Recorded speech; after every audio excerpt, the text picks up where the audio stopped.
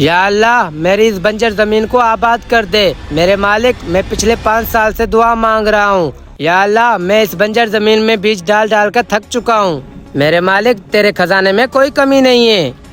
हाँ, ये क्या? कल तक तो यहाँ पर कुछ नहीं था, आज इस मौलवी की जमीन हरी भरी कैसे हो गई? या अल्लाह, मेरी मदद अता फरमा। या अल्लाह, मेरी पिछले 5 साल की दुआ कबूल अता फरमा। मेरे मालिक, मेरे बच्चे कुछ दिनों से भूखे हैं और कर्जदार भी तंग करते हैं।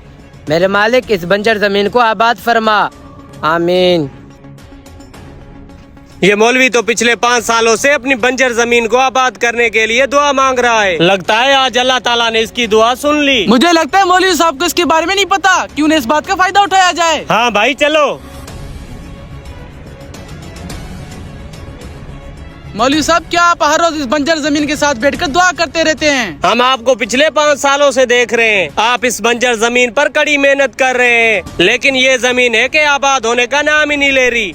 हाँ भाई, मैं इस बंजर जमीन पर कड़ी मेहनत कर रहा हूँ और आगे भी करता रहूँगा। अगर अल्लाह ने चाहा तो आने वाले वक्त में ये जमीन मेरे बच्चों का मुस्तकबिल बनेगी। अरे मौलवी, ये एक बंजर जमीन है, इस पे चाहे जितनी भी मेहनत कर ले, ये फिर भी तुझे अनाज नहीं देगी। मौलवी, अगर तू चाहता ये जमीन हमें बेच सकता है, हम तुझे इसकी अच्छी खासी कीमत देंगे। अरे नहीं भाई, पागल हो क्या? ये जमीन मुझे नहीं बेचनी, ये जमीन मेरे बच्चों का मुस्तकबिल है। अरे मौलवी, एक बार फिर सोच लो, अगर ये जमीन आबाद होती तो आपको इसके 1 करोड़ भी कोई नहीं देता। फिर भी हम आपको इस बंजर जमीन के पूरे 50 लाख दे रहे हैं। क्या 50 लाख? अरे ये तो बिल्कुल सही कह रहा है। अगर ये मेरी जमीन आबाद भी होती तो मुझे इसके 1 करोड़ से ऊपर कोई नहीं देता।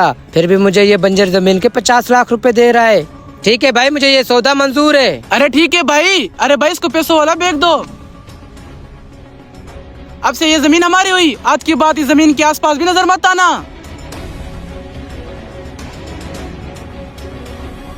50 लाख वाली जमीन को अब हम करोड़ों में बेचेंगे। अरे ये क्या? ये आबाद जमीन वापसी से गैर आबाद कैसे बन गई? मुझे तो लगता है हमने जो मौलवी साहब के साथ फराड किया था, अल्लाह ताला ने उसका सिला दिया है।